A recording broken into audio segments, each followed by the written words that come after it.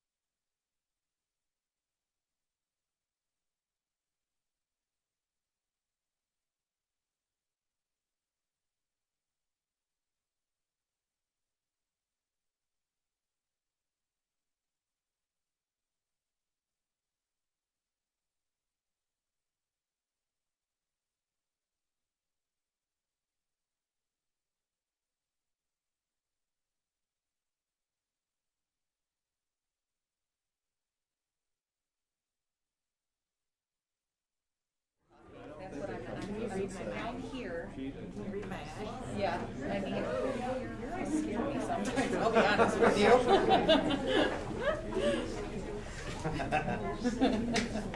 My kids say that about mine too, so.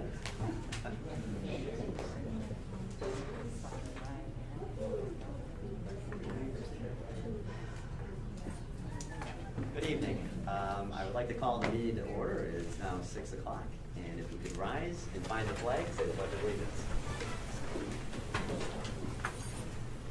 I pledge allegiance to the flag of the United States of America and to the republic for which it stands, one nation, under God, indivisible, with liberty and justice for all. Well, it looks like a full house tonight. Welcome. We've got a busy agenda, and we're going to start off with some presentations tonight. Yeah, so I just want to make sure that the board knows that not only myself, the teachers, the staff, and the administrators here in Oakfield, but I also know the school community appreciates what the Board of Education does for our district. October is designated as Board Appreciation Month. I think it should be all year long, especially now. I think people need to understand that your work is all voluntary. You don't get paid for being in this position. You get elected by the community to serve on the Board of Education, and your work is overwhelming, to say the least. And I just want to say thank you for your time, your dedication, and your service to this position. There's a token of my appreciation in front of you, representing the Oakfield Board of Education. And obviously you are aware that you see what's been going on, more so recently just with all of the political views that are out there, everything that boards, sometimes have to deal with, and I'm sure when you're out there in the community, you hear it. And to sit in these chairs and serve Oakfield is by far one of the greatest things you can do, but certainly it's sometimes can be a thankless job. And so on behalf of everyone here speaking for the district, I want to appreciate, and we all appreciate what you do and support our district and everything, and then throw a $15 million capital project on it and everything else. It's a thankless job, but I wanted to appreciate you tonight and thank you for supporting this district, supporting our decisions, and being unified in a voice that we are here to do what's best for kids. So thank you very much, and again, there's a token of my appreciation for all that you do, so thank you. Thank you. Okay,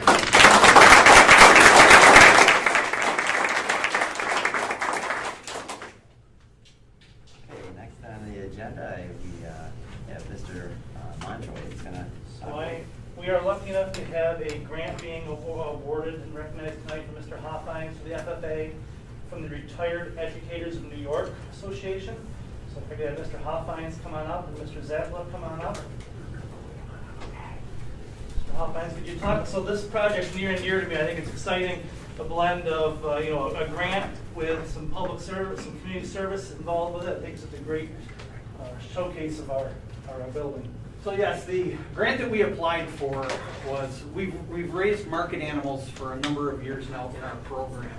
But this is the first year, and Owen is spearheading this project that we want to donate a steer to the food pantry in Oakfield come this August.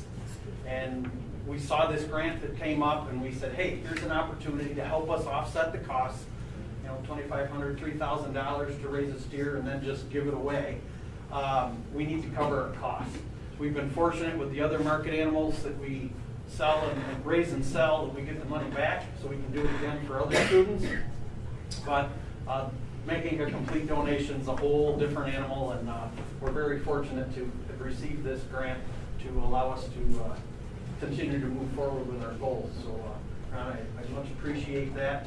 I know you've got a presentation to do, but I do have to put in a quick side note.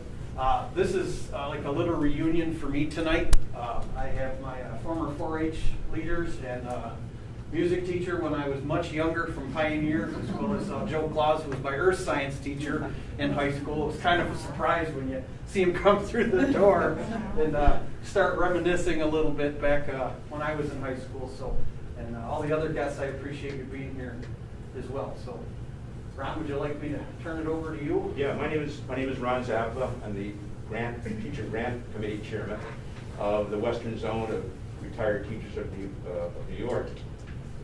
Retired Educators of New York.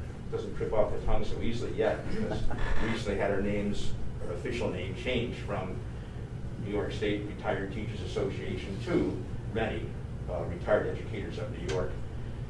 And with me this evening, well, you've already had some folks mention. The other members of the Teacher Grant Committee are Maria Hager, Elaine Delisle, and also here this evening is our new zone president, Michelle Claus, Joe Claus's wife. So I'm glad they're with me too. And I'd like to read what this is all about. The Retired Educators of New York proudly present this certificate for the RENY Rennie Hudson Kramer Memorial Grant of $1,000 to Todd Hoffines on this 19th day of October 2021. The grant is given to an educational professional in memory of Ross C. Hudson and Florence Coulter Kramer, who were public school teachers and outstanding members of NYSRTA, New York State Retired Teachers Association, as it was referred to previously, as I just explained. The grant's purpose is to fund an innovative project or program in a New York State public school. Our committee found Mr. Hoffines' presentation to be very meritorious, very praiseworthy, and enough to make him the one who's the recipient of the grant. I would give you right now a copy of your certificate. Thank you. And then the part that's, I suppose, nitty-gritty-wise, the most important is your check. And it's made out to OAFFA, $1,000. Those calves, I guess, have already been purchased and are already on the premises. And will be, I guess, next August, you said, right? This is the processing date, yes. And I guess one of the things we found most exciting about this was benefit to be derived from the community, for the community rather, from this project. And so obviously we have the animal husbandry aspect of it for Owen and the other students, but absolutely the community benefits too, and that really was impressive to those of us who judged this. So without further ado, you have a long agenda, I know. I'll call it a night. But here's your check. Thank you, Rob. Yeah, I appreciate it.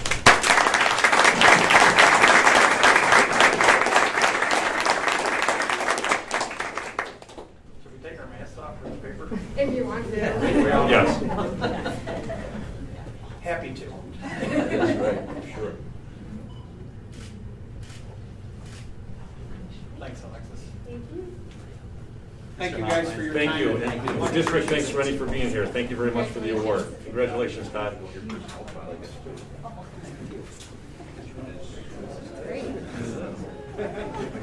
No, we'll definitely. Thank you very much for coming tonight. Thank you. Thank you very much. Congratulations, Todd.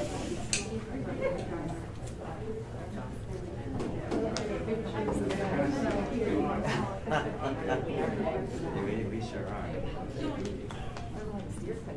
I can't hear it. Next on our agenda is Mrs. Hudson, and she has a few friends along with her. Do. Thank you. I have Nate Stabell, who is a 5th grader playing saxophone, and I have Joshua Pritchard, who has a baritone, Mr. Fisgus.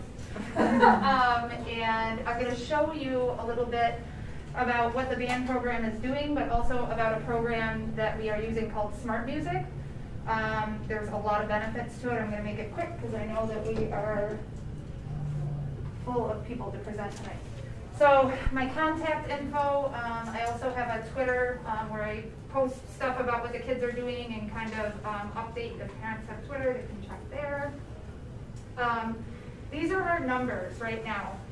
So we have 22 students in 3rd grade out of 43 kids. We have 27 in 4th grade out of 63, and 36 in 5th grade out of 47, so almost the entire 5th grade. So we have a total of 85 students playing in elementary right now.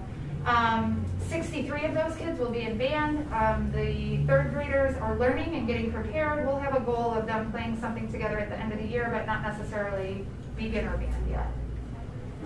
So I'm going to kind of blow through this, but I just want to show you how we got the kids where we got them and what instrument they settled on. This is what I showed the parents.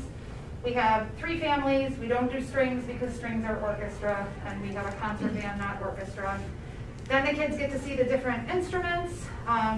We did a demonstration of each one of these instruments so the kids can hear what it sounds like. The high school kids actually did demos of this so they can see what they would look like in the future if they chose to play that. Same thing with brass and percussion. We kind of drilled home that percussion is not just drums. Kids say they want to play drums, right? But percussion is like a whole array of things, as the kids are finding out now. And then why music, right? So adding 3rd grade I think is awesome. A lot of people think that's crazy. I think it's great because the studies show that it helps with other subjects, right? Our ELA and math scores are great in the elementary school, but this is going to just add to it. Also the emotional wellness part, right? Coming off of COVID, this is an awesome thing for the kids to kind of be involved in and working on. I am hoping that the opportunities will continue this year, like Solo Festival, Owl County. We're working on that right now. We don't know what that's going to look like. As they get older, marching band, jazz band, all of that kind of stuff, okay? This is what I showed the parents that the students need to be able to do, okay? But then we also have a commitment for the parents. It's a big deal, right? Listening to those screechy sounds for the first few weeks. I know half of you have kids and you're like, yep. My third grader is playing saxophone. It's not pleasant right now. It will be more pleasant, but so commitment from parents, just, renting an instrument, encouraging them to play, even though in the beginning it's not great. And then just knowing that they will be good once we get through that first hump. So what I want to show you and why the kids are here today is smart music. I asked Mr. Z at the beginning of the year, could we get licenses for kids to have smart music? This is a program that the district has had for teacher licenses, but not necessarily for kid licenses, or for the student licenses. So, how this works, and I don't even want to say this, but it also makes it very easy if we have to go remote. And now that I said that, and I'm prepared, that'll never happen. But if we have to, the kids can keep playing instruments, and I can, in real time, hear what they are playing and see what they are playing. I can also see what they're playing correctly and what they need to work on. So this is a copy of our book that we use, Essential Elements, and what I'm going to have, Josh, if you can come over here. And these kids are both very brave. With COVID, we haven't had performing really, and they're a little nervous, but I told them they're going to do awesome. So two things happen. One, the music is displayed on here. They can just play it with, do you want to try and play through it? You think you can do it? Okay. So I'm going to have Josh try this, and I will explain why it's really important for, that is not very loud. Sorry, Josh.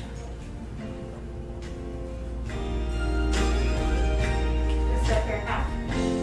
It's going to repeat, right? And then you can hit the beginning. It's going to repeat.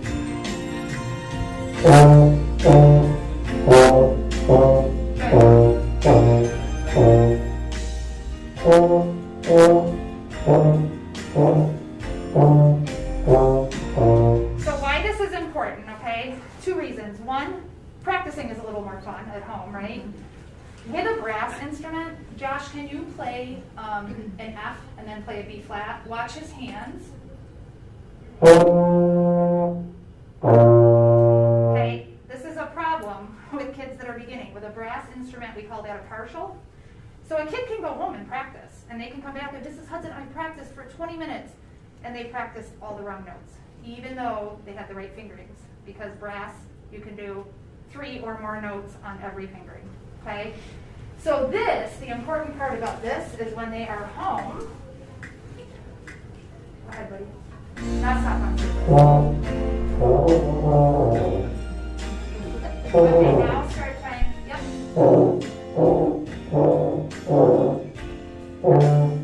Great. Okay, and I'm going to stop it there. Okay.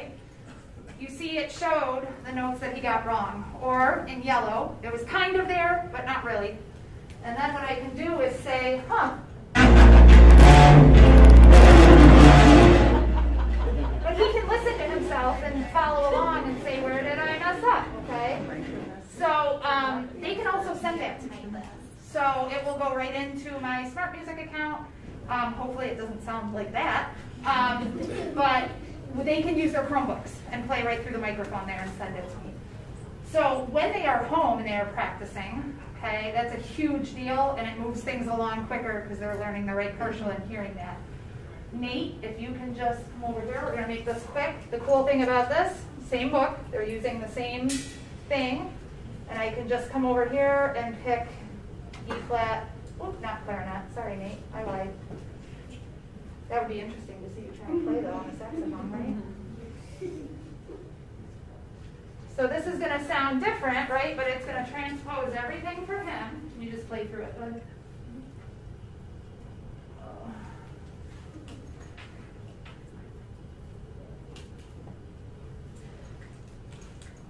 That's not very loud, is it?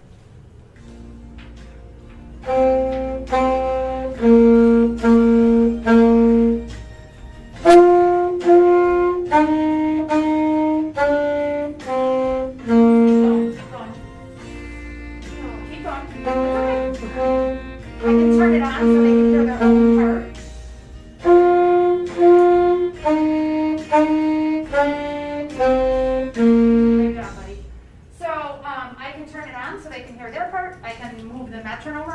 it's too fast and they can't figure it out, they can slow it down and practice it until they can bump it back up where it needs to be.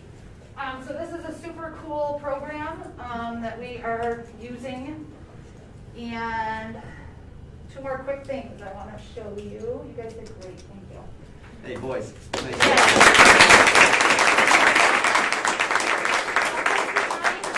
As fifth graders, they haven't had band because of COVID, and they have not performed like this. So when I say, can you come perform for the board, that's a big deal. So I'm very proud of both of them. Nice job, guys. Real quick to wrap things up. Most of you know Mr. Mikulski. He was a music teacher here. He's the reason I became a music teacher. I talked to his wife at the beginning of this year because I do a lot of fundraising for his scholarship, which usually gives 2 scholarships to graduating seniors that exhibit his values. She agreed that no kid, this is my big thing, no kid should not play an instrument because of the cost. So we had a few families that have 3 or more kids between 3rd and 5th grade. That's a lot of money to drop on rental instruments. So I called Twin Village and we set up a scholarship account. And she sponsored through John's scholarship 5 instruments this year. And Rudy from Twin Village did one better and said the clarinets and the flute, after the rental fee is paid this year, they're Oakfields. You can keep them. Oh, wow. So that you can give them to other kids. Which is a really big deal. So we are going to be partnering with that. They are still giving the senior scholarships, but this is going to help out. We raised $2,700 in just over a day. I posted it and the community just kind of jumped right in. So that more than covered the 5 rentals, plus we have money put away for the seniors this year. Okay, so kind of to wrap everything up, I have a complete and accurate instrument inventory now. You guys probably toured the first time around and it was a hot mess. I have gone through everything. We know what works, what doesn't work. We have everything sorted out and put into a spreadsheet. We had 7 donated instruments. We're just waiting for board approval on those. And I think to fix them all, I think it was around $500, which is less than the cost of a brand new instrument, and that will service 7 kids. We are just now, this week, going to vote on Solo Festival as a music group in Genesee County. Hopefully we will still have that. New rental partner. Twin Village said, Mrs. Hudson, we're so grateful for the business you gave us, but we can't keep up. And next year we're not going to be able to service all the kids that you have sent our way. So they will continue to service the kids that have an instrument from them.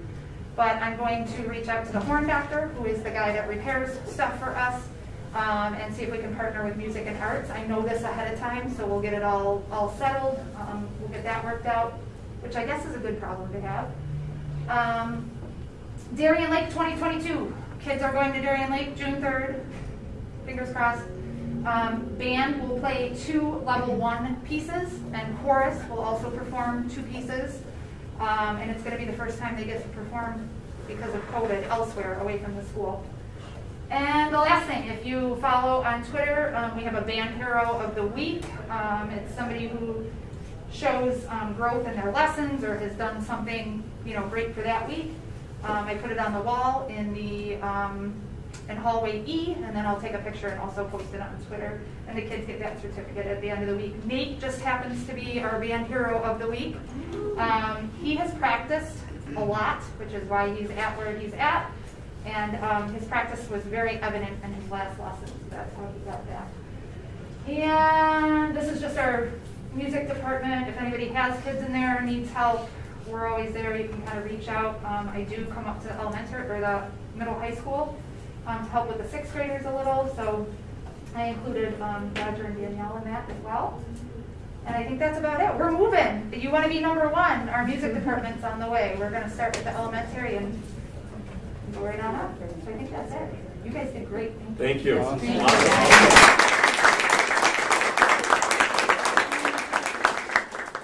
Thank you, Mrs. Hudson.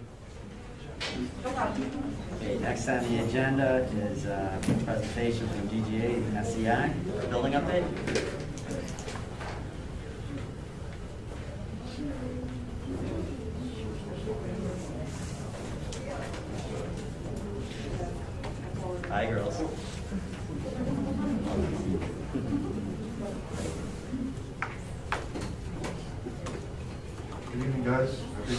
seen all of you on the tour, so I think you got a pretty good handle on where we're at project-wise, but we'll run through just a quick update for you. Budget-wise, we're in the same spot. Nice shot of the tennis courts there, so we'll be good. No lost time incidents to date on safety, which is really good. We're really proud of that. No real noticeable quality issues, nothing that we'll really have to worry about. There's certainly some punch list items that you saw here and there that will get addressed as we continue forward, but overall no real quality issues to speak of. Just kind of an update on cost, pay apps. As of the 1st of October, we're about 43% billed, so we put in place about $1.2 million, a little over $1.2 million a month, which is moving pretty good, given the circumstances of what we're dealing with. So that's a good, kind of a good check of where we're at. Change orders, our contingency still up there pretty good, 657.7 remaining. We had a negative 383 executed as of yesterday, I guess, or today. So again, our goal there is to try to do that high school bathroom. Hopefully we save enough contingency funds to accomplish that at the end of the project. We'll go by area and give a quick update on where we're at. So the last piece of the nurse's office is the shower diverter that's still tracking to come in on the 22nd. The shower actually came in today. That got unloaded, so that's a couple days early. Hopefully that's a good sign. But once we get that shower and diverter in, get the plumbing rough finished, then we can finish up the tile and be done in the nurse's office. Bus loop entrance. Again there, we're waiting on storefront. We're looking at November 5th. That's pushed out a month, probably in the last month or so. So those are the kinds of things that we're struggling with, just getting materials here.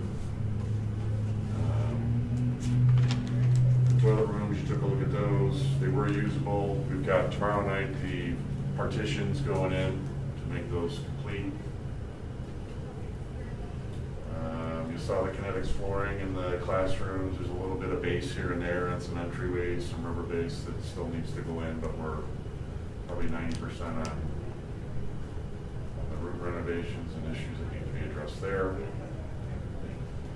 Cafeteria also, we looked through there. Door and window installation started.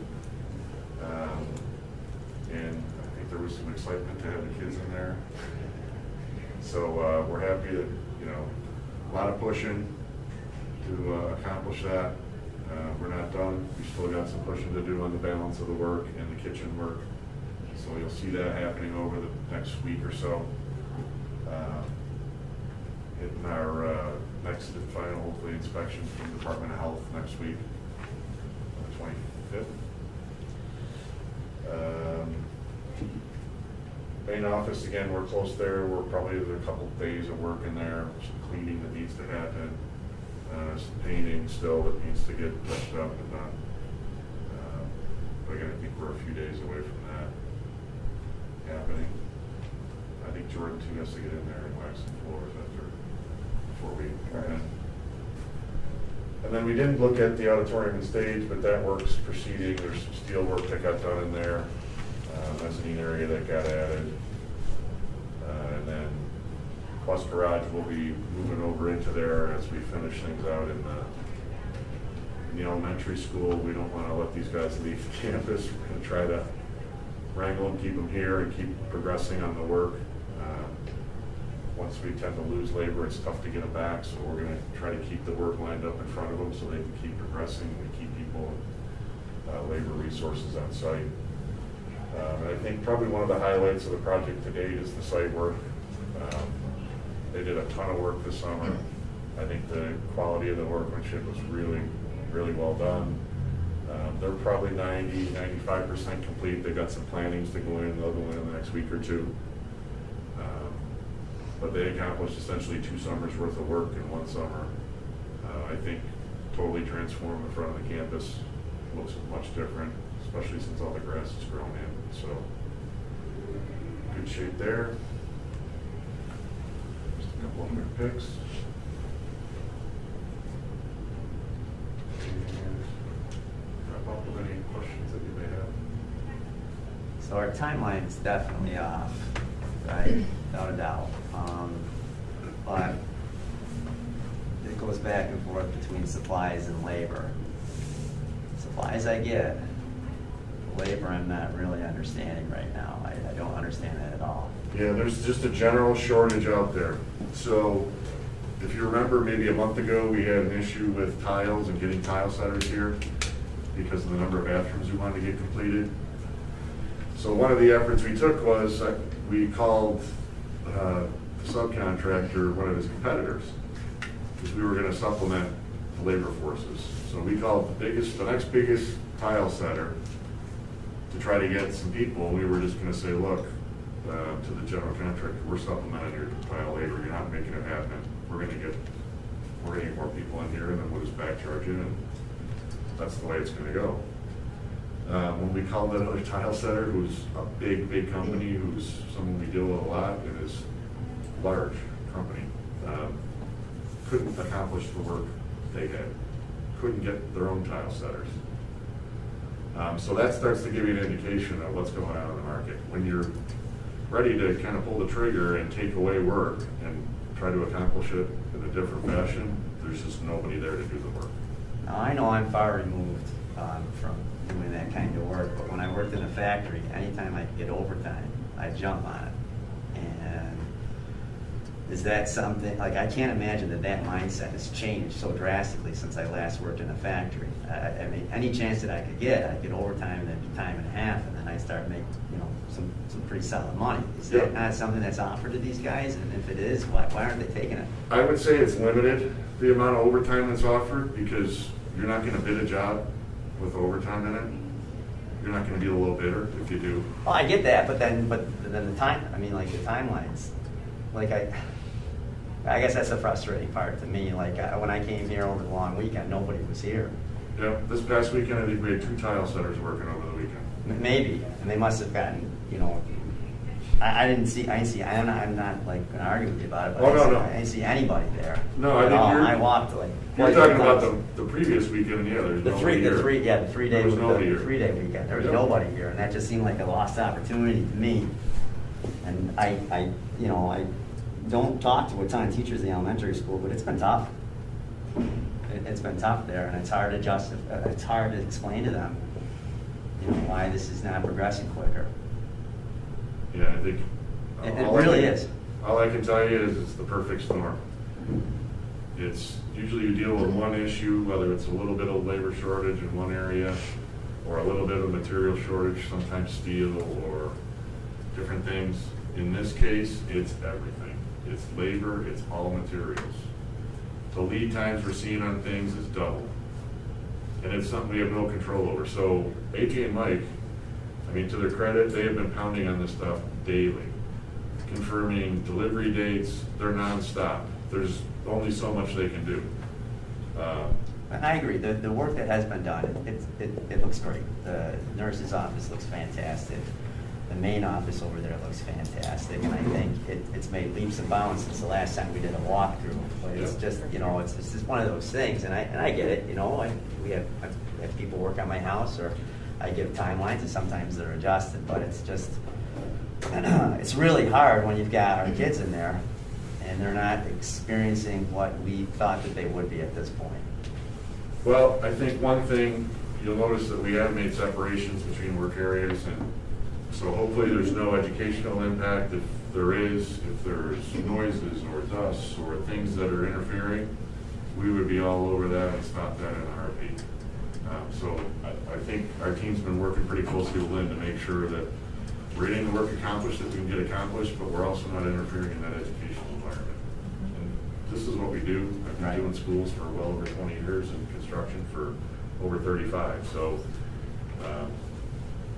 all I can say is we're doing everything we can do on your behalf. And it's not what we like to see, and it's not what's typical, but we're kind of stuck in this spot at the moment. When we were doing the tour there, I think I was having a little side conversation that maybe we all couldn't hear, but you just wonder about the work that's yet to be performed, you know, the major work, the windows and the atrium.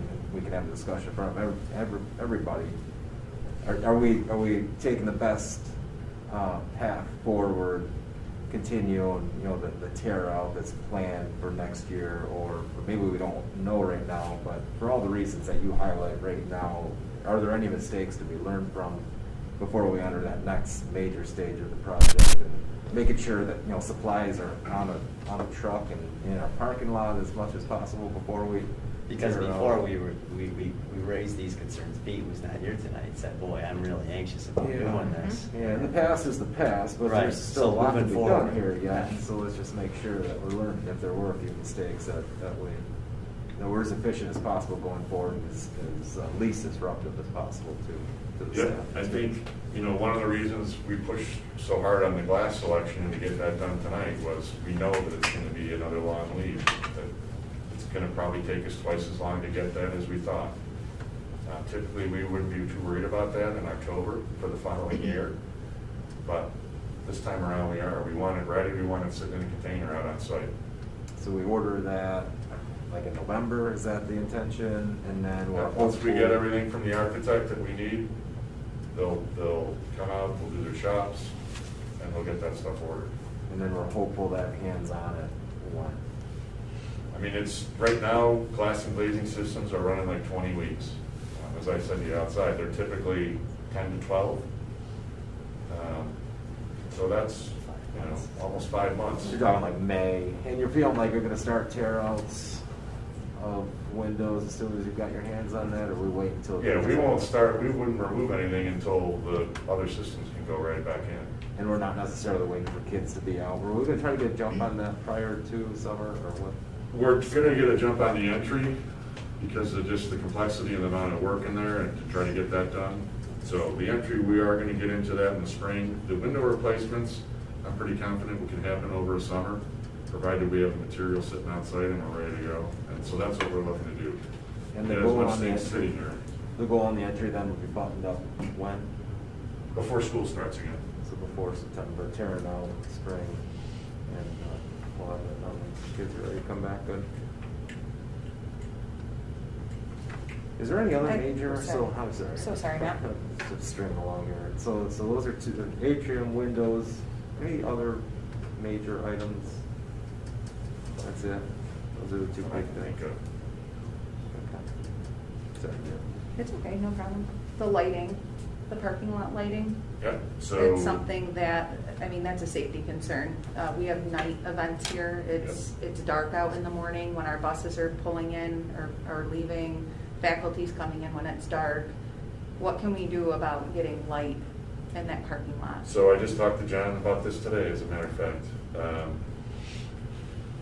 So all of the heads are in the electrician's shop, all of the heads for the lighting in the parking lot. The poles are shipping tomorrow. The electrician, the electrical contractor is saying it's usually been about a week from when they ship to when they arrive. He's ordered a lift for next week to start that work, anticipating the poles will be here. As a stopgap, you know, if we needed to get a lighting plan or two out here for if you had a big event and you wanted to throw some light into the parking lots, you know, that would be kind of my backup plan, to rent a lighting plan. You've seen them on probably throughway jobs or whatever, but. Those should fly up though, right? Yeah. I mean, the wires are already pulled. Yep, and I talked to him about the phasing of how he's gonna do it, and there's different legs of service for those lighting systems, so he's gonna try to get the most critical legs up first in the parking areas, because they're isolated, and he can get those up and working while he's continuing to work on the other legs of the service. So when do you think we'll see lights Yeah. turn on then, like that first leg? I'm hoping if they come in a week, like you said, by the end of next week, I'm hoping we have one leg of lights up out there. So November 1st maybe? And is there going to be, there's a light fixture at the entrance? No, not part of this plan, but there will be one. The district, we will have one out there. but it's Okay. not a part of this original plan, but we will have one out there. Right. It's very easy to miss the entrance. I mean, Elementary really, school? it's the reflector of the fire hydrant that, when it's dark out, that's your indicator that you've gone too far, or you're about to miss it, so. Yeah, we've already discussed that with Okay. them. There will be lights out there. Is that not something the town would take care of at an intersection like that? What's that? Is that not something the town would take care of at an intersection like that? Is that on us? Jordan's working on it. Yeah, Jordan's working on it. He's working with the utility company right now to figure out a solution. Any other questions, guys? You know, we will have wayfinding signs out there, so there is a sign that will actually be out front. We want to make sure people can see it. So, yeah, we'll definitely have a light out there and at the entrances. Appreciate your patience. I know it's not easy. It's not easy for us. You know, we're chomping at the bit every day to get more things done and turned over. So hopefully you know that we're working hard at it. These guys are drilling down on every item every day, looking out at what's supposed to be coming the following week, checking in on it, making sure it's still on schedule. So, Thank you. Thank you. Thanks, Thank guys. you. Thanks for your Thanks, guys. time today on the tour. Appreciate But it. also for the glass, we're going to proceed with the glass that we shared today. So we're going to inform and get that process working so the glass can get going. And the frame selection that we There talked it is. about. There it is. So the next time we see you, we'll come back with some renderings to relook at this front elevation and then just look at these updated selections so you can see it all together. Okay? Yeah, thank you. It's great. Thank Thank you. you so much. Okay. Be safe. Appreciate it. I like that 1955 teal myself. Oh, no, yeah. Take it with you. You can have a piece, right? You can have it. Thanks, have a great Can you night. give us And some thanks for your of that service. when we take it down? Thank you. Thank you guys so much. Yeah. How about a piece of tin with it? Yeah. Okay, next presentation is auditor's report from Mangle Metzger Bar. All right, good evening. I'm Mike DeBotts, partner for Mendel Metzger Bar. I believe you received a copy of the executive summary this evening in your packets. So I'm going to just go through this high-level overview, a lot easier to get through. I know you've got a lot of business to get to tonight too, so we'll go through these 6 pages rather than all 62 of the financial statements. If you open right up. We can do the 62. Well, Are you sure? We're good. No. No? We're good. No. Just don't tell them, Dave. So if you open up to page number 1 is the general fund balance sheet comparing the end of 2021 with where the district was a year ago. And really to sum up in one page, you know, if anybody asks how the district do, overall the total fund balance decreased by $537,000 this year, due entirely to the transfer of $2 million as seed money for the $15 million capital project. I'm sure you're all well aware of that. Couple items, one other item I just want to point out on the general fund balance sheet, other liabilities, you'll see that's $222,000. It was 0 last year. That's a result of a new accounting standard. It's not a new liability that the district has or anything like that. There's a new accounting standard implemented. Those funds used to be shown in the trust and agency. They now show up in the general fund. So not a new liability, just a change in the presentation due to a new accounting standard. So don't be alarmed about that. And then just to point out on the undesignated fund balance, New York State property law says that should be limited to 4% of next year's budget. That number is 4.38% this year. Just so you're aware, that's a little bit above where the property tax law says it should be. However, with things coming down the road, we've seen several districts do that this year, just for some potential changes in the coming years to have some flexibility in those funds. So it's a quick overview of the general fund overall. If you flip over to page 2, you'll see a little more detail on the activity of the reserves of the district. You can see the district, as part of the 2021 budget process, appropriated some reserves to help balance the budget. So we were in a really unknown world at that time when the budget was balanced. Those funds were taken out of those reserves, as well as closing out the old capital reserve to transfer to that $15 million project. And then just to point out, because I didn't make it clear on here, that funding into the capital reserve, that's the new capital reserve that the voters approved in June this year. So it's a great place. It's money. It's getting ready for the next capital improvement project that the district will take on. And of course, that money stays under the control of the residents of the district. You know, there's got to be another proposition to utilize those funds there. Next couple of pages kind of go through the general fund budget. You can see the revenue side of the budget came in a little bit under the plan. There was some surprises in there, pleasant surprises, you know, some federal funding that came in that wasn't known at the time the budget was fully put together. And then the surplus BOCES refund we're seeing across the board this year because BOCES closed early, as well as the districts did in March of 2020.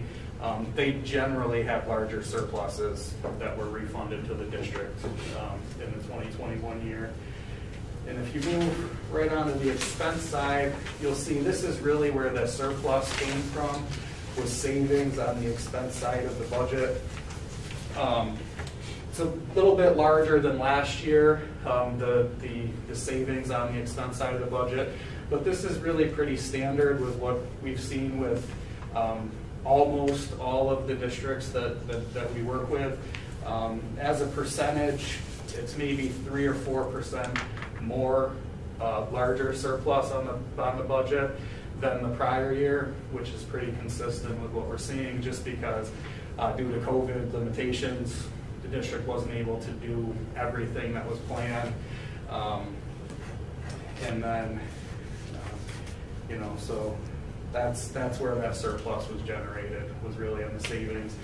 And of course, into the fall, we didn't really know what was going to be happening completely with state aid. There was still some withholding and threats of reductions. So, you know, the district was really conservative on the purchasing side through the late fall into the spring.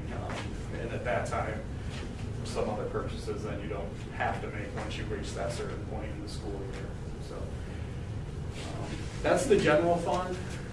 Any questions on the general fund before we move on? The page 5 is the other operating funds of the district. Really here, really jumps out at the top. The school lunch fund had a really large operating surplus this year. There was a lot of waivers, a lot of changes to the food service program. Oakfield did a great job of enhancing participation, just serving more meals. As part of COVID, the reimbursement rates were higher and all students are getting a fully reimbursed meal. So any district that was able to really drive that participation and get those meals out there had a pretty good year. And that's evidenced here in Oakfield. I do just have to note on that, that year-end fund balance is in excess of what the federal guidelines say it should be. So just keep an eye on that. There's not really much you can do on it. I think the district's doing a great job in serving meals and feeding the students. And that's really just what this is a result of. So just know that, you know, I've got to tell you, because that's a regulation. Be aware of that, keep an eye on it, see if there's any enhancements you can make to, you know, cut down wait times and things like that. But so is there a penalty that would be? No, there's not a penalty for that. You know, this is the 6th district in a row I've actually had to make that statement because, like I said, the state got a lot of waivers during COVID. Most states got a lot of waivers. It allows for serving in different locations, and like I said, the reimbursement rate's higher. So there's no penalty that goes along with that. The district's going to have to make a plan to tell the state this is our plan to reduce that fund balance. You know, and it's got to be approved. I've never seen one not get approved. in my personal experience, but that's ultimately the next step, and then we'll go through next year and see where the district is. And What are examples of some of those plans that districts have used? like I said, the ones either to improve some equipment, if you've got to replace a cooler or something like that, or add a line to cut down on wait times. That's one that I've recently talked to a couple districts about, because there's talk about making some of these changes permanent. So if it's going to be the case, obviously we're not legislators in here, so we don't know if that's going to happen, but so that's a potential thing. Are you looking at ideas here, John, or what are we? Not yet. Like I said, we just received this ourselves, so, we can take a look at that if there's some equipment, point of sale things that we can do to run it a little more efficiently. So, again, like we said, wait times, things like that. So. What do you mean by wait times? I'm So sorry. you put another register in. So you put another Oh, register so in. servicing, so Like labor. servicing. Okay, efficiency within the line itself. reconfigure. Okay. Mary's aware and Mary knows. So like in the you know, elementary where you have like basically 2 lines that are going through that would be. That would be something like that, maybe, but I think once the dust settles at the cafeteria and Mary and her team get back into a routine, Right. we will have conversations about ways that she can, things that we Enhance might need to make that program, So then those more expenditures interesting, would maybe for reduce. the high school kids, something fun, like, make it more of a cafe, things like that you can do to, increase interest and make things more pleasant, so, a lot of options. And too, food costs are going to be rising more this year probably than the reimbursement rates that have already been set too. So keep an eye on those things too. So once these rates though go away, which they carry on through December the 31st, or is it all through the rest of I the think school they've year? extended it through the end of Is it the through June? As of now. Through June now. So once that gets back to normal rates and reimbursement rates, you wouldn't have as much. of the- You wouldn't be earning as much, but that fund balance is here. The Like the finance, ba- it's, It would be offset by food costs then too. right, so your expenditures may go up based on food costs, so your 3 months expenditure limit would be higher anyways, so. So the free meal program is slated to go through the end of the school year for now. And that reimbursement rate that we have right now is locked in through the end of the school year. We're unsure what next school year is going to bring. So it goes through the end of the school year, not including the summer program? The meal district? Summer feeding is free. So that will continue on through the summer months? That's a separate fund? Okay. I mean, it's run through the same thing, but it's a different waiver. Gotcha. So to speak. Okay, I understand. Thank you. The next fund on here, the miscellaneous special revenue, that's the same new accounting standard. So if you look back at 2020 financial statements, you're not going to see a miscellaneous special revenue fund. This is basically the scholarship activity of the district. Used to show up in trust and agency. It's now reported in a separate fund in the financial statements. Just so you're aware, if you're comparing back to last year, you're not going to see that. Just another new accounting, or same new accounting standard. Brought that into a new fund. And then the capital projects fund, we talked about that the $2 million being transferred in to seed the new $15 million project. At the end of June, there was about $1.2 million expended in that project, $134,000 for the bus purchase. Last year is what really made up a bulk of the expenses you see in there for 2021. But I know you guys are well aware of the status of your capital projects and the activity that's going on with that. On the last page is the entity-wide statement. If we take those operating funds and add in the long-term assets and the long-term liabilities of the district and put them in one column like a corporate style financial statement, this is what it looks like. And really the main number that we talk about on this page is just the deficit unrestricted net position at the bottom of the page. It's just about $4 million. That's just a result of the district's post-employment benefit obligations. district hires an actuary on an annual basis to perform a calculation of that liability. It's about $5.4 million at the end of 2021. And the district has no legal authority to fund that liability, so that creates a deficit, unrestricted net position. So it's required to be there by accounting standards, but it's not really the way the district operates. District funds that liability 1 year at a time because you approve your budgets 1 year at a time. So just to make you aware of that, but really $5.4 million liability on a district with a $24 million budget, that's really a pretty good liability. It's definitely on the lower end of the spectrum with what we see out there. So I don't think there's really too much to be concerned with that, but if you're aware. Any questions on the numbers? Anything I talked about or anything I didn't talk about that you want to ask about? A lot of times we hear about candy bar sales, and we get down to the minutia. This is a nice overview of where we stand right now. The district does have some corrective action plans that we need to respond to. They are not major by any means. There's just, I think there's only two. Yeah, there's only two. We'll give the board an update on that, but again, nothing major. Those were the two fund balance items that I mentioned, the 4.38% and then the school lunch fund. School lunch fund, so those are the two. So those I'll take a would be the two Nothing corrective that- actions we need to. So that's better than what we've heard in the past. A lot better, I think. Anything else, guys? Dan? Thank you so All much. right, well, thank you Thank very much you. for your time. Yeah. Thank you. Take care. Have a good night. Okay, next on the agenda are the minutes. Be it resolved that the minutes of September 14th, 2021 meeting be approved. Can I get a motion? So moved. Can I get a second? Second. Any discussion? All in favor? Aye. Opposed? Motion passes. Okay, visitors requests. Terry, you taking a look? All right, I'm taking a look, and we are good. Okay.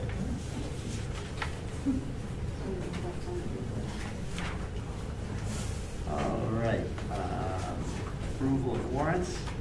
Be it resolved that after an audit of the bills, payment of the September 16th, 2021 and October 1st, 2021 warrants and internal claims, audit reports were approved. Can I get a motion? So moved. Second? Second. Any discussion? All in favor? Aye. Opposed? Motion passes. Okay, on to reports. Christine, what do you have for us tonight? Well, the biggest thing obviously was the financials presentation by Mike DeBatz. At the November board meeting, you'll get the full financials and the corrective action plan to approve or accept at that meeting. Also in the November meeting, you're going to see an updated reserve fund plan that kind of ties into that for your approval as well. John's going to share that with you as part of his update that he does. So you'll have that document to review, and that'll be on next month's meeting. If you have any questions on it, just reach out. We can answer those. We're moving forward, making progress on our $100,000 annual capital outlay projects. The one for this year was addressing the entryways at the high school parking, the new high school parking, and the student entrance at the bus loop. We're going to be submitting next week to SED those plans, and hoping to have, from what we're hearing, it's 6 weeks, but they're pushing these capital outlay projects through faster, so we might actually get a pretty quick approval on that. So, Justin, you got to sign some paperwork for that tonight. And that's something that we're going to continue to tap into. That's Every year, $100,000. I think it's a fantastic thing. You can whack little projects out of the way. Next summer is going to be doing the bleachers, and I was going to say next month you'll see the secret.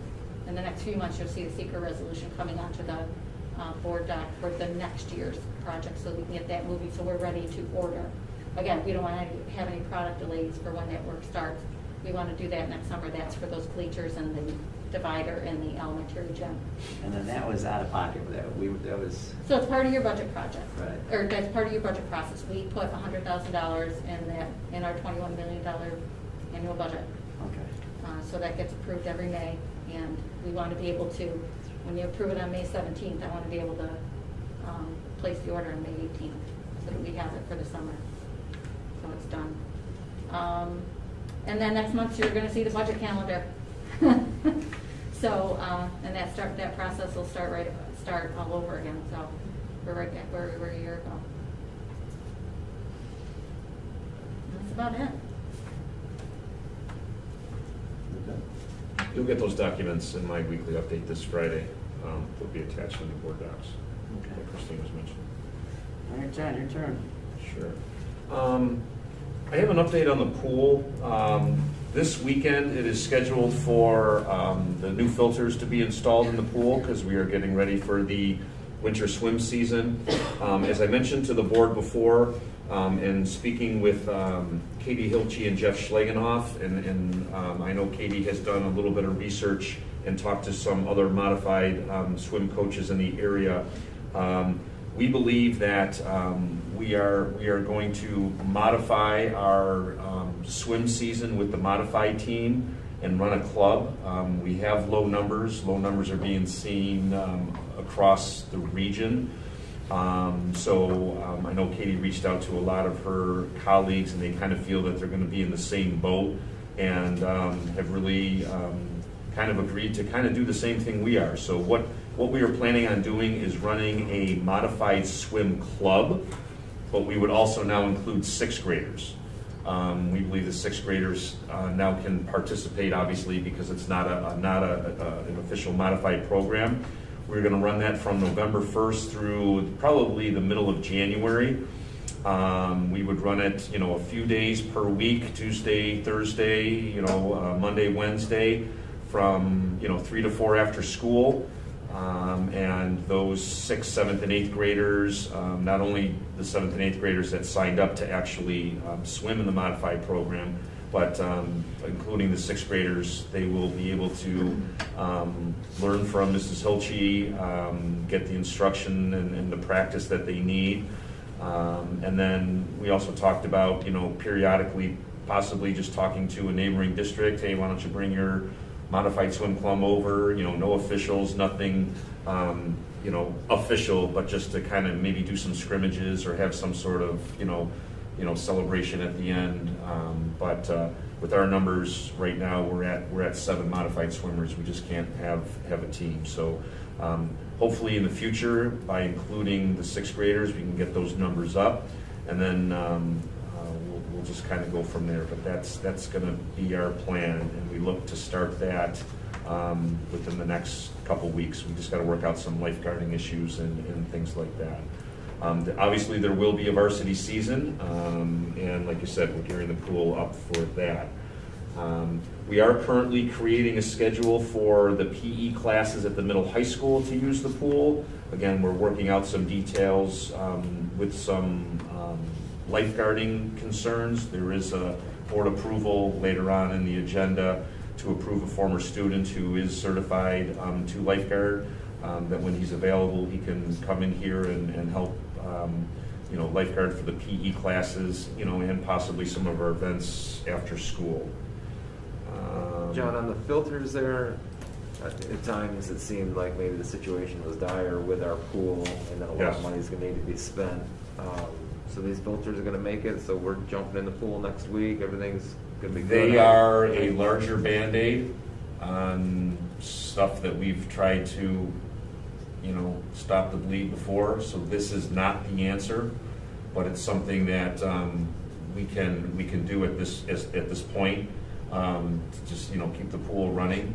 We're just going to have to monitor it week to week. My intention is, with obviously the winter season and having this modified swim club and the varsity season, and now having PE classes in there, I do want to open up the pool back to the community in the evening. But again, it's kind of a touch and go. We're just going to really have to see. The issue comes in is when something goes wrong, and maybe it won't be the filters, but something else happens. that pool, the mechanisms in the pool are so old that if we try to place an order, it's hard to find it. And then when we do find it, we can't get it. No one wants to install it, so it's really an issue. But Jordan is working hard to make sure that we have that pool up and running and ready for the winter season. So we have Deep Blue is the company coming out to install the filters this weekend. And do they consult with Jordan? Does they work with him on? You've got an old asset here. This is the best way to get it through your swim season. Yep. Like I said, if anybody's had a pool, you have multiple layers, whether it's the heater, whether it's the filters, whether it's this, whether it's, and we just, unfortunately, it's that old that you just kind of keep going back to it. What were we gonna say, Matt? I wonder if one of our tours that we're doing here before these meetings to look at this capital project, where this pool control room, where is this thing? Well, that's what we were intended to do tonight, but I think the time ran short. Okay. I did ask to see it tonight, but we didn't rent. It get us a better understanding of what's going on. Yeah. Has it been this way for quite a while, right? Since I've been here, yes. But I mean, before that, it goes back. So we did open community. I do not remember discussion at this level. Maybe I've been ignorant here, but we've done community swims prior to COVID. Not a lot, but Katie through the winter. Tim Edgerton is a board member, was one that advocated as much as anybody to get this pool open to the community, and I think he had some success there for a period of time. And whether that was less pressure maybe coming from the board to try to keep this open, or it was COVID, or it was functional issues, I don't know. But I feel like we used to get our kids in the pool. Yeah, the first summer that I was here, back in 2019, we did have it open. We had the fitness center open on a few days, and the pool was open on a few days.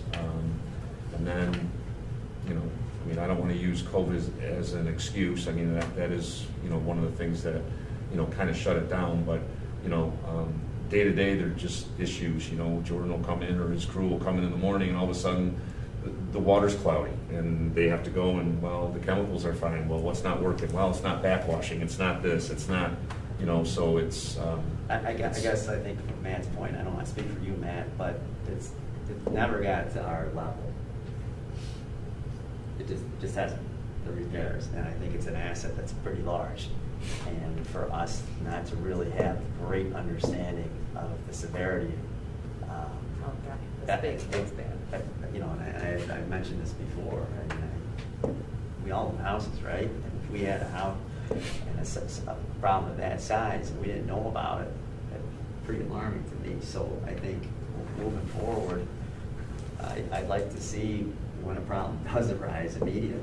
Well, one of the things that was happening prior to all of this was, the pool would be great, temperature's great, levels, chlorine would be great, and you'd have a swim practice, and after an hour, when the kids got out, the pool, you couldn't see the bottom of the pool.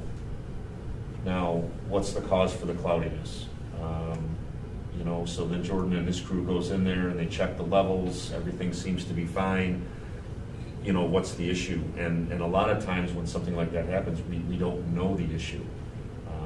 But just even to document it, for us at some point would be just kind of nice, and then we would know and say, holy cow, this is, Does Jordan, any aquatic certification, or work, are we, because I know it's not just everybody really knows how to take care of a pool. If anybody knows, you can kind of do it, but this is a pretty industrial size, commercial, obviously, pool, so that probably would be more, and it's 365 days a year whether kids are in it or not, people are in it, so in my experience. I checked on it today. And I don't know in the past, Right. I can't speak to it, but these problems seem to have been way before, obviously you came here, John, before, I've been closer to the swim team only because I've had family members in there, being closer to going to meet. This has been a continual, much sooner than you've been here, but I don't think the extent, and I think back to what you guys said, I don't think the extent has gotten exposed to that point, but how did it get there? I don't know, but do we have logs? Do we have certifications of aquatic people trained to really know how to deal with this 365 days a year? I can't tell you Jordan's knowledge on it. I can tell you he's very knowledgeable. you know, just kind of like any service call, if it's something that he can't fix or doesn't know, you know, we reach out.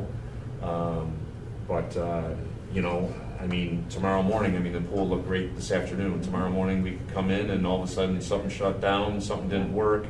You know, I mean, it's almost, yeah, we're in that reactive mode because the pool is so old, and that's not how you want to, you know, continue on with it. But obviously, again, we want to have a swim season. It's fast approaching, and you know, we've been waiting on these filters for a while. So, you know, so I guess to your point and Matt's point, yeah, this is another quick fix, but I do think it's a bigger Band-Aid because there's a lot that is going into this. It's not like, okay, we just kind of clean pipes out and here we go. So, you know, there's new filters and new equipment being installed, and again, we're just gonna have to monitor it, you know, day by day. But in the long run, I absolutely do agree that, you know, to keep that open and keep it running, and like I said, my goal after the swim season is to have that open for the community. We're really gonna have to take a hard look at, you know, repairs and replacements of the pool. It's old. Hey, John. I know with the change in SED, where is this line, or where we are with our building condition survey, and that would be part of that analysis? So that was a part of the building condition survey.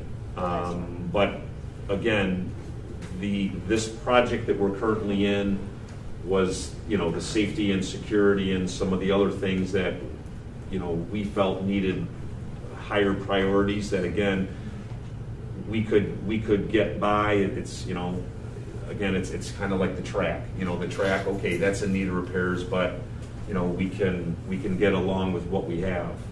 But, you know, after this project, there's going to be some serious discussions about this is now a high priority. Absolutely. Can we have those discussions based on a plan that we have set forward? Absolutely. Like a 3 to 5 year plan Right. that's involving the community? Correct. What I'm looking for is possibly having you know, a buildings committee where now after this project, we're going to be rolling in additional capital projects, additional $100,000 outlays. Usually that would consist of 2 or 3 board members, just not 4 because that's a quorum, but you know, have a couple community members, you know, a couple teachers, and we sit down and you know, working with SEI, you know, they're still part of the process. They can outline, you know, list of items that the district needs to get fixed, and then we prioritize them and continue to go out and communicate with the community and get these things fixed. Absolutely. I mean, this is a world, just being at the YMCA, and we have an old pool, this is a world I live in 24/7. Part of the reason why we're building a new YMCA right now, because we just can't keep putting Band-Aids on a pool that, you're absolutely right, you know, you go to buy parts and repair it, and they're obsolete, they don't exist. So it's not like going to the pool store and getting a new filter for it that you have to wait quite a lengthy period of time. So I completely understand and respect the big Band-Aids for now, but you're right, those Band-Aids eventually are going to wear off, and there's not going to be any more Band-Aids. There's only one solution if we're going to continue to have a pool here. I guess the other point that I wanted to make as well is, you know, at the YMCA we have people that are designated all day long while we're operational. They're very knowledgeable, they're experts in the pool. You know, it's not something where we can just pick up a manual and I can walk in and know exactly what I'm looking for with, you know, the pH levels, and then you've got the electrical room and the filters and the pumps, and this one's got to be flipped. Like, there's a whole system that you really need someone who specializes in that to know what they're looking at and to know what they're doing.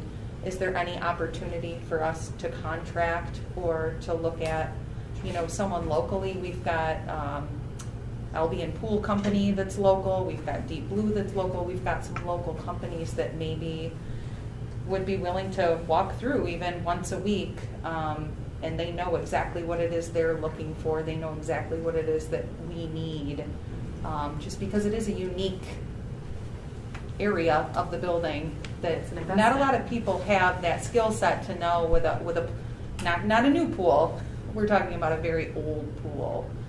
So just something. But even so, with a new pool, if we choose to invest in this this is an investment, and I can speak for my previous employment and involvement in the aquatics at United Memorial Medical Center. We had therapy pools installed. That decision came up, what do we do? Do we call maintenance to come over when we have a problem? We have $1 million investment here or more. No, we sent those people to get fully trained. We, had that whole thing. That is a whole separate, separate monster. So that was And the I do investment. believe we have some of our maintenance, either Jimmy or one of our custodians has a pool certification, but I don't know what that covers, so I don't want to speak to that. But I do like the suggestion of having a Buildings and Grounds Committee or some board members along with Jordan, and we can have these conversations where we have all the information at the table, and maybe we can bring in an expert that could have a conversation with us about, what would they suggest to maybe get us through until our next capital project, and maybe until we can do something bigger, So these but I do current like bigger that suggestion. Band-Aids we're doing are gonna suffice, hopefully, with all, fingers crossed, get through the season, get through some phys ed. Aside from extracurricular and athletics, swimming it's a life skill. We do a lot of things. We talk about the track, we talk about athletic fields. This is something, if I can't teach somebody a sport, I can teach them to save their life or somebody else's. That's something our district has a huge advantage. Not every school has that ability. We're very fortunate. We've had that in our community for a very long time. That alone, teaching kids how to swim, they potentially never get to do that. I know unless you're a member of the YMCA or go to preschool there, you can go and get that if you have the means, the availability to get there. We have a really big asset here that I think we haven't used in a long time or properly because, again, just the Band-Aids. But I think it got out of use because it's been broken so many times. People got out of the habit, including the phys ed teachers, including the community stuff involvement. It just got out of habit. So getting that back in would be obviously that vision you talked about, a 3 to 5 year plan or whatnot. But as a community investment, as a district investment, as a life investment for kids to save their own life, if not somebody else's, that's pretty big. I'd like to develop a plan, not what it is, but what it could be. Right. And I think, instead of us referring to it as a pool, it's a center, a place that's going to provide the community with enrichment opportunities. If it's seniors going into do water aerobics, or Mrs. Glidden doing yoga, or whatever it is. Not that Mrs. Glidden needs to do that, but whatever it needs to do, Yeah. I think it has the potential to develop even more community within our community. And I think that's what our board's goal always is to take what we have and capitalize upon it. And with the conditions in, it's in. There's Right. nothing we're going to be able to do about it right now. But we have to make sure that we do move forward. Has there been any consideration, I know we've talked a lot about 6th grade and up, but what about the elementary kiddos, that 4th and 5th grade? I can remember years ago, that was a unit, we used to. Got fired up to go. And I can remember my hair like being frozen out to the side, walking back over to the elementary school. It's been moved to the summer, or to the spring curriculum Oh, for the okay. last 4 years. So obviously with the March shutdown, they were slated to go swimming, shut down. Last year they weren't in the locker rooms, using locker rooms, Right. so we weren't able to swim last year. This year it's on the docket for spring, so that they can walk back over and not have frozen hair. Hopefully. Yes. We did the same thing at the Y. We switched the seasons for that purpose. So Yeah. Lynn, what grade level starts the swim unit at the elementary school? So I don't want to make any formal statements. Okay. I know that Corey and Andrea have been talking about what that might look like for them. We still have to talk about the availability of our hopefully approved lifeguard this evening. So there's conversations. They've typically stuck to 4th and 5th, but depending on the availability of people that can help and how that schedule might look, we are open to suggestions. The issue that we run into is when we were kids, we had 2 classes. There's 4 adults on the docket. That 4th grade group is large. If you take both Andrea and Corey's classes at the same time, that's 40 kids in a pool at once. Right. So you need to make sure we have the manpower. So there's some conversations that need to happen to make sure that we can provide the safe environment, and that they're going to get the instruction they need to learn to swim, and it's not just a play rugby and Right. you know in the swim in the shallow end. So those are all conversations that are happening. I know that they're going to be going to a PE conference in November, and there's a lot of conversations that they want to have there amongst themselves and kind of facilitate that for us as a community. That's great. Yeah. It's good to hear. And I did just get confirmation that Jim and Jordan both are certified in pool operations.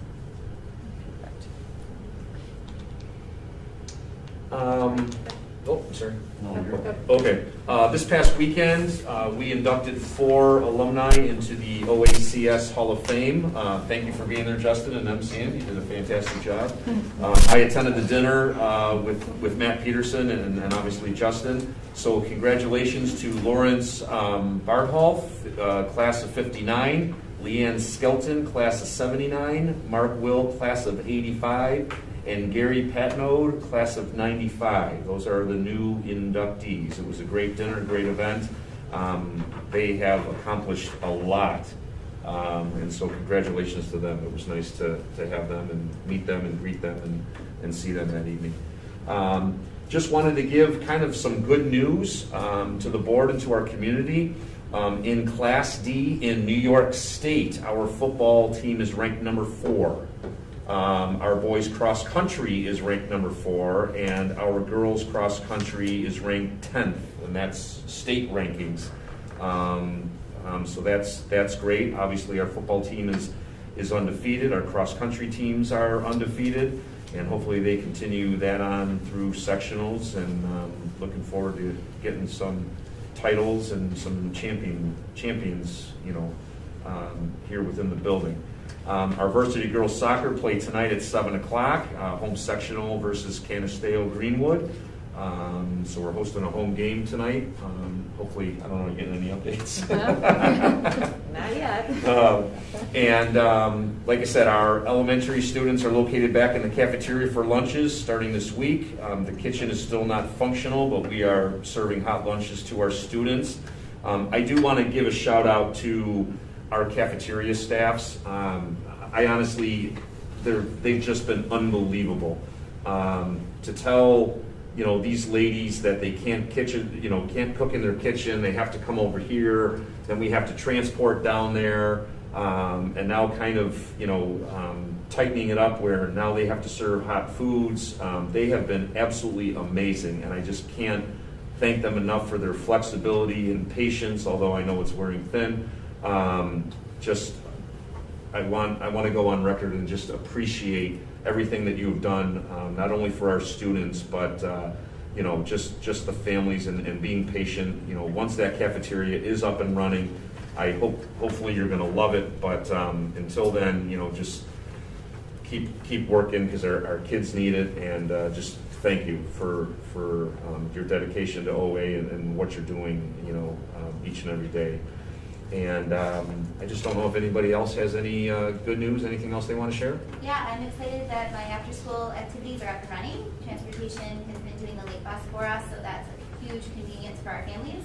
Matt and I were able to work with the Math Olympians, and our 6th grade students are also walking down to participate in Math Olympiads this year. They were not a part of that. There's not a math team at their level, so that was a way for us to kind of fill that need for them. And so they're coming back on Tuesdays, so we're excited.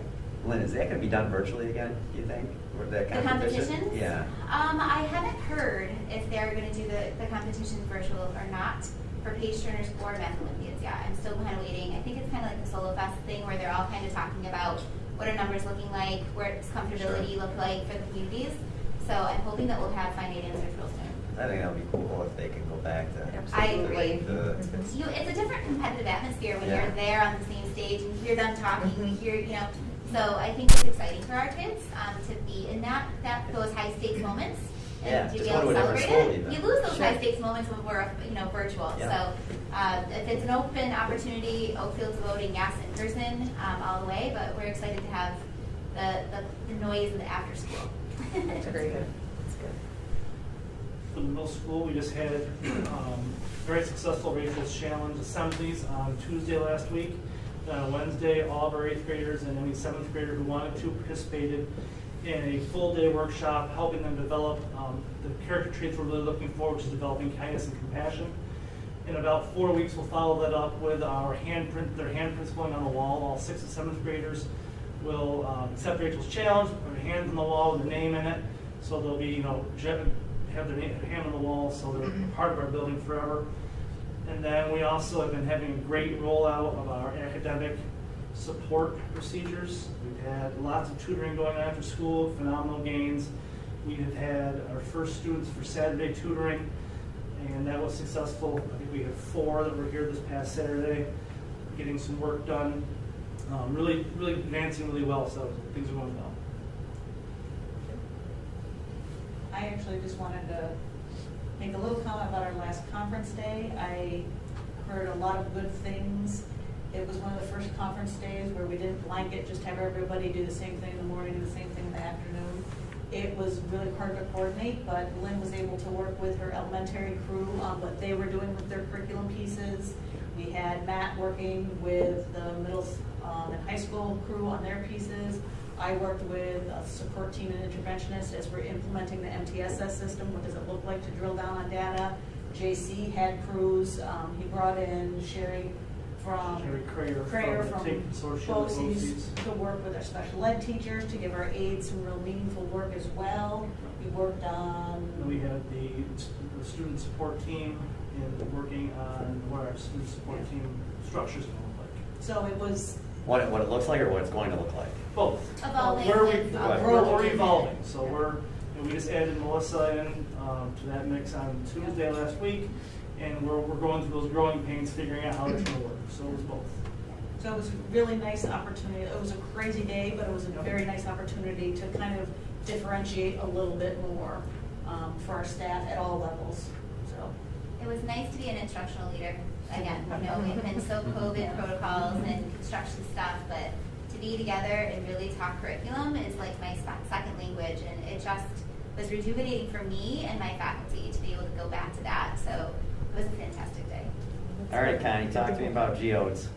Oh, geodes. I want to hear about it. Yep. Okay, so geodes. So at the elementary school and now in the secondary, with the advent of bringing our literacy specialist on board, we've really moved towards structured literacy. So some people think when they hear science of reading, they go, it's just phonics. It's so much more than that. It's a whole approach to how we explicitly teach our students. So what geodes is a set of decodable books. Our district is using a program called Foundations to help with the phonics portion of structured literacy. The geodes are decodable books that align perfectly with that Foundations Level 1, program. Level 1, right? Yep, so they meet right together. And the other neat thing I'm excited about the geodes is they are based in content-rich knowledge. So it might be a set of books about historical things, but they're at a level that kids can read and decode. So we're not only improving their ability to read words, we're improving their knowledge and their content base. So the idea behind them, we slowly bring them up through the grades and they get here and they have that rich base. So when they're hearing things, a lot of our kids don't get exposed to words like cathedral. What's a cathedral? They don't get exposed to some of the history and stories that maybe you or I heard when we were kids. And it puts them at a disadvantage for comprehension, because if you don't know what words mean, you can't answer the comprehension questions right, even if you can pronounce the word. So the geodes are pairing with our Foundations, are intended to go together to not only help them learn how to read, but also to kind of really strengthen that content knowledge of the world. I was creeping on you, I was creeping on you. Yeah. I was looking in the windows. At our boxes? Yeah, I was actually. I was creeping. They've all been in the They've been in the hallway. hallways, So yeah. when I was Yes, checking to they see have. if You're these the one people opening were those working, boxes. that they were working here the other weekend. I was, and so I said, "What the heck is this geode stuff?" And I could picture those rocks that you break Yeah. apart. And No. then I went even deeper on the creep, and I started to research it. And you're starting to turn a guy into a science of reading guy, which I really didn't agree with earlier on. Just to let you know, just to keep it, if you want transparency. Yeah, we like your transparency. It's totally transparent, to be honest with you. And so I do like, just as a side note, is I do like the idea that you're coupling Foundations with geodes, and it seems like a very, very good plan. And my little first grader, who's a nice little girl for the most part, it's amazing to see what she's done just in the first 4 or 5 weeks of school.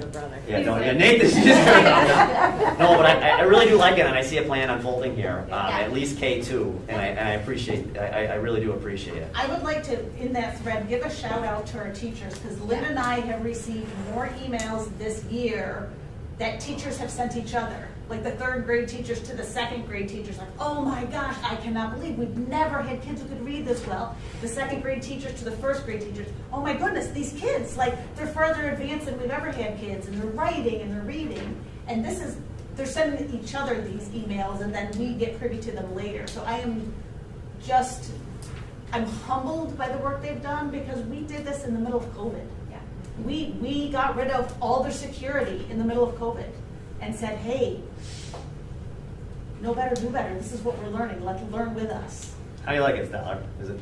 Yeah, I actually did the first lesson this week, and they loved it because it was on squirrels. But the cool thing is, the cool thing is though, we had to wait because it picks up on our 2nd unit, and kids that struggle with reading did a really nice job reading out loud. And the cool thing is they get copies to take home. So everyone gets their own copy. They keep it until we're done with the unit, and then they get to take it home. So for me, and even the handbook, it's teacher friendly. It's a pretty cool video that they pump out too to show it. It's really to see. So I plan on bringing our literacy team here in February, March, whenever it's elementary turn again. I don't know what the rotation is, but they're going to do some really nice work. They're talking about the writing revolution, so we're really hitting up on the writing side. That's going to be a K-8 initiative, so I know we can talk about this all night. I'm going to stop because it's going to be a future presentation. We're excited. We're super proud of our teachers. Good. Thank you. Good to hear. Thank you. That is all that I have. Okay, thanks. Okay. That takes us on to new business. Let's see here. Be it resolved that items 7.2 through 7.13 be approved by a consent agenda. Can I get a motion? Second? Second. Just a very quick discussion in there. 7.9 is field trip for the boys basketball team to go to Cleveland. And just want to provide an opportunity for any questions. Mr. Stellar is here for that. Do we have any questions about that trip at all? Mr. Stellar, it's going to be a fun time, I'm hoping. Oh yeah, so we did this a few years back. Yeah, it'll be a smaller scale, but I think I know what I'm doing. Make sure you go with 12, you come back with 12. All digits, breathing. Yeah, the difference with this one is the last 2 times we went, it was a trip there and trip back. This time, based on the date and our opponent, it's easier because we have to go there, and we needed to try to pick a weekend game. So we're going to call it Midnight Madness. So actually, we're going to watch the Cavaliers game, and then once they get off the court, we get to go on to the court, and we don't have any time restraints, and we have the whole arena to ourselves. Very cool. Yeah, so we'll stay overnight. So there's a couple things that I have to change, but I appreciate the approval. And honestly, if you have any questions, let me know. Thanks, Ryan. And then 7.12 is the plug power. This is where we are agreeing to some change language, I believe. Yes. Is that correct, or John? Yeah, nothing major. We added a couple companies in there. Nothing of monetary value has changed. It's all just minor, kind of going back and forth and putting extra words in there that really doesn't have an effect in the long run. So you had approved this before, again, just because we did change and added a couple, titles and companies and things in here. We wanted to have you reapprove the wording. I think the big deal though here is the $357,000 that we'll get. That's tax exempt, right? That's going for the next each year for the next 20 years. For 20 years. Yep, that amounts to $7.14 million or something like that. Mm-hmm. That's there. So I just thought that was to know. And then other than that, does anybody else have any discussion with these items here? All in favor? Aye. Opposed? Motion carries. Okay. Communications. Nope. Nothing today. Nothing. Communicate with us. No. Okay. Discussion roundtable. I don't think we had any committee meetings at all. We Oh, did. pardon We me. did. Jackie, We did. We had a health and wellness committee, fine. committee meeting in, September, mid-September, and we had a good walk to school day was October 1st, and I think that was a good success, and first time in how long, no rain? I don't even know. I've never but- been here when it hasn't been done walk or bike to school day, so this was the first time. I think it happened the first year, we didn't have any rain, and we all got excited about it, and then it's rained ever since. Everybody got to school, showed up, wanted it, right? We got, so success, right. I think we have a couple dates for Bike to School in May, Color Run, I think in June 10th. We did some subcommittee kind of breakouts we're gonna kind of do, but other than that, I think, and Connie, if you want to add anything. No, I'm just excited because with the subcommittees Jackie mentioned, people are gonna take responsibility. There's too much for everybody to do, so each person kind of looked at their interest area, and we're forming little groups. We have some teachers that are gonna work on activities for our teachers, because they felt like that was something we needed to do, and we have some people that are gonna work a little bit more on mindfulness, and so it's a different approach than the committee has used in the past. I'm hoping using the subcommittee approach, maybe we can get a little bit more done. We'll see, but I'm excited. We had a pretty good turnout, and we're gonna just keep marching forward. Good, exciting. There's a lot of initiatives for health and wellness, obviously, mental health, physical health, everything all together. Hopefully part of this maybe aquatic vision pool plan will include some of that, because I think that's again, another initiative that is just a necessity at this point for the way we all live in this world. So hope to continue to live, I should say, healthy. But yeah, it's exciting. So that's it. Any other updates? No? Okay. On to personnel. Be it resolved that items 10.2 through 10.15 be approved by a consent agenda. Can I get a motion? So moved. Second. Third. Second, third, fourth? We got it. No, that's. We'll give it to Matt. Nick will second it. He is a cat. 10.2, really quick, I think it's important to note that we have purchased the services of, well, I'm going to have Connie explain this in just a second because I'm going to screw it up. But we are now having a substitute in our building 2 days a week, no matter what. And I think that says a lot in trying to solve the sub shortage. Long are the days where you can make a phone call as a teacher and someone's going to accept that, and they're going to go in and write a nice little note, your class was a pleasure, and then go home. Because right now, it's very difficult to find anybody to come in, and then we're really relying heavily on our support staff, and it's really burdensome for the support staff to have to get moved here and moved there, and it's mentally fatiguing, not just for the support staff, but the people, the administrators that have to program in those slots. So, Connie, I'll shut up. Talk to us about this sub. Okay, so what we've done as a district is purchased a COSER, which stands for Combined Services, through Monroe 2 BOCES.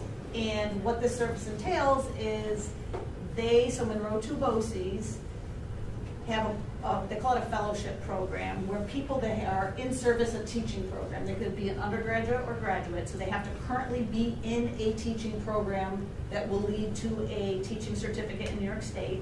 So what they do is they provide this group, well, first they interview people for this program. They provide them with professional development, and then based on the schedule, those teachers can go to different school districts. And I'm going to explain how it works in our district. So we have Krista Austin. She actually is an Oakfield native, which makes it extra cool. She is working on, I forget the exact certifications, it's 1.6 or N6 now, students with disabilities. So that's the teaching program she is in. She has gone through training at Monroe 2, like PD we would send our teachers to, including classroom management. And she comes to us every Tuesday and Wednesday, no matter what. So if Lynn has positions open that need filling, she can go be a classroom teacher. If Lynn doesn't have positions, which does not happen, but let's imagine she didn't, she still would come to us and we could use her in any way that we wanted. She could provide testing services, she could be the extra support in a special ed classroom. The benefit for her is she's guaranteed 2 days of working no matter what. She gets the experience in a building. She's building the relationships. She also will continue to have professional development through Monroe 2. The thing that's extra cool for us, it's all co-servable. So, I don't know, what's our ratio with BOCES? 83.3. Okay, so 83.3% of the money that we pay her to be with us twice a week guaranteed. We also pay her $14 an hour for PD. We get that money back. She also, and I'll let you do the tutoring piece too, she's doing more for us than just these 2 days a week. She has agreed to be on our sub list, so when available, now mind you, she's in classes, so she's not always available, but she has her name on the elementary sub list and on the middle high sub list for Monday, Thursday, Friday, that she would come in and help us.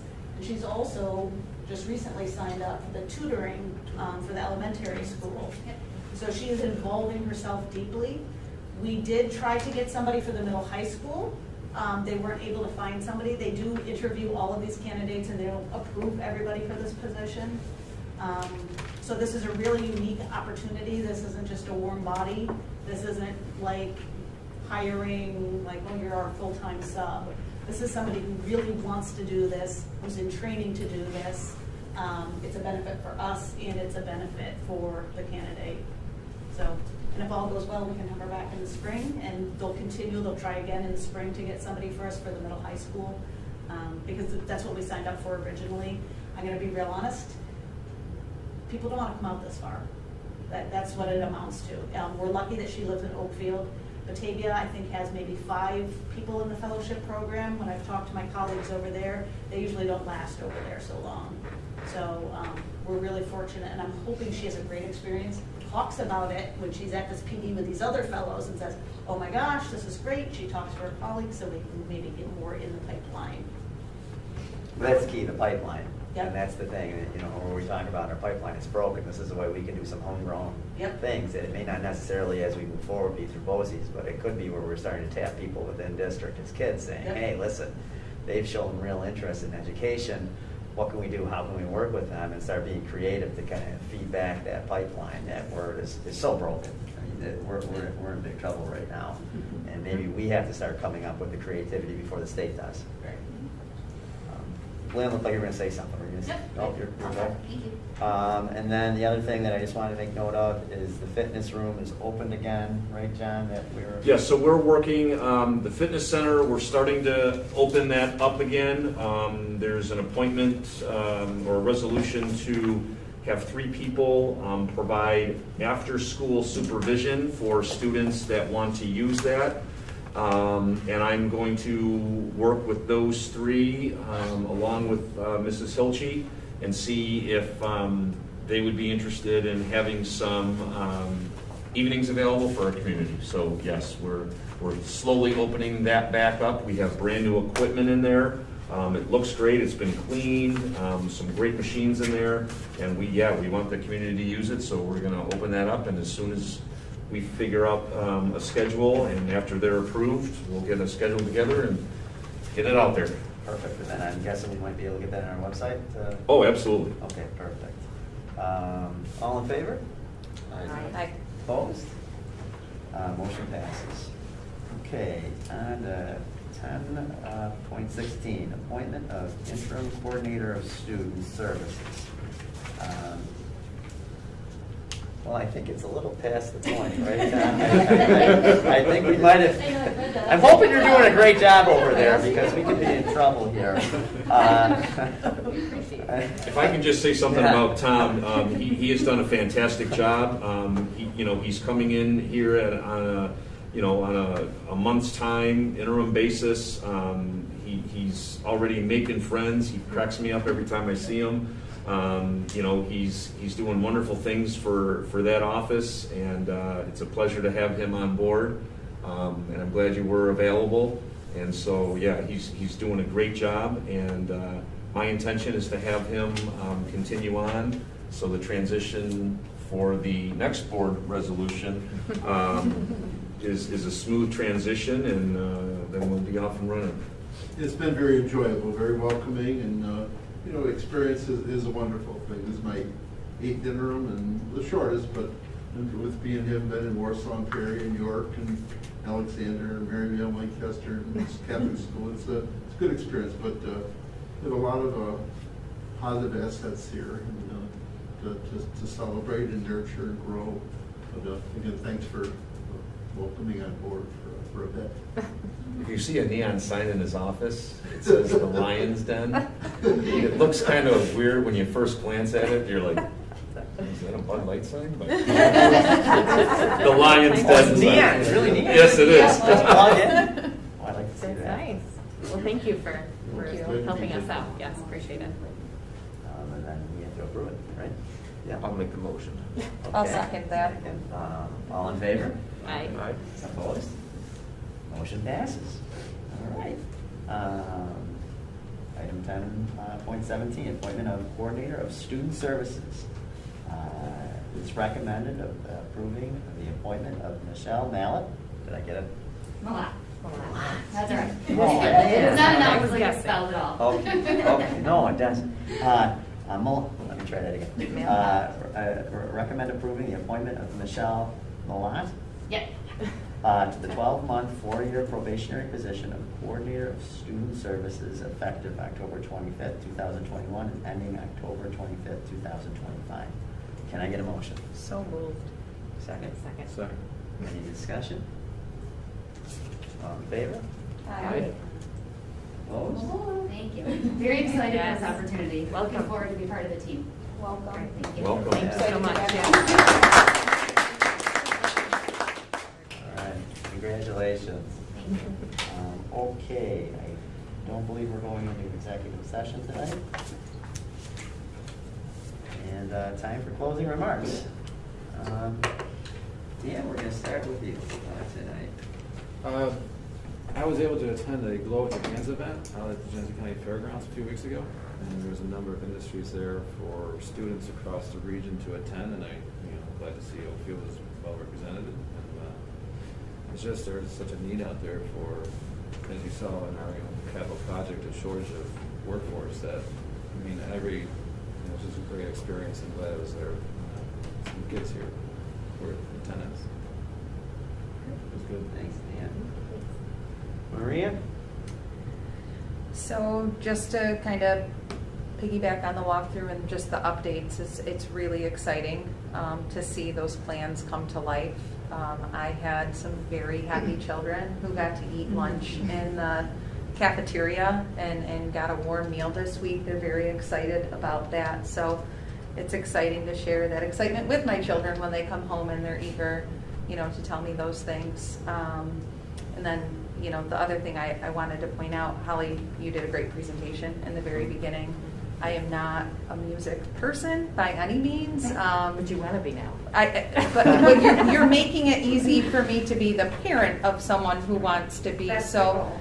Yeah. I just want to give a shout out to the elementary school. And again, I don't have anyone in the middle or high school, but the communication so far, just in these last couple months, like all of the staff, all of the teachers, everybody, administration, has just been so readily available to answer any questions, walk us through anything that we need, and the kids are just excited. I was at a birthday party over the weekend, and the kids were talking about school extracurriculars and things that are going on in school, and they were excited.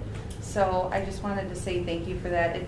It's great to have some type of normalcy back, but to see and feel my kids excited about being in school and having teachers excited for them to be here, it just means the world to me. So thank you so much for that. Thanks. Yeah, he stole my thunder there a little bit. I'm sorry. I'm going to second you. You're putting a lot of energy into that. So Todd, of course, received the grant that he received, and you see these programs, they're only as good as the educators, the energy they put into that. So, you're a true asset to that program. Todd is a wonderful asset to the school as well. So appreciate all of the assets, all the great teachers and staff that we have here. Those are just a couple examples. Thanks, man. Jackie? I just want to say, I'm up here a lot with kids, with extracurriculars, with just being a community member, and I continue to learn something new about this district every single day. Today, learning more about, our wonderful FFA, but the music, it's just, this is really a lot of good stuff that I literally go, oh my gosh, how did I not know about this stuff? Learning all the time, and I love it, and love the progress we have. I can see light at the end of the tunnel with a lot of this, the pains with the project, but yet still light at the end of the tunnel. It's really good to see. But I do want to say also that picking my head up and talking with people and hearing and listening, the people on the front lines, the people on the back lines, the sidelines, the headlines, everybody involved, I appreciate all of your efforts. I appreciate what you do. Sometimes you don't know how much people notice what you do, and maybe sometimes we don't. But every time I turn around, I'm noticing something new, and I love it, and I want you to continue to keep doing it.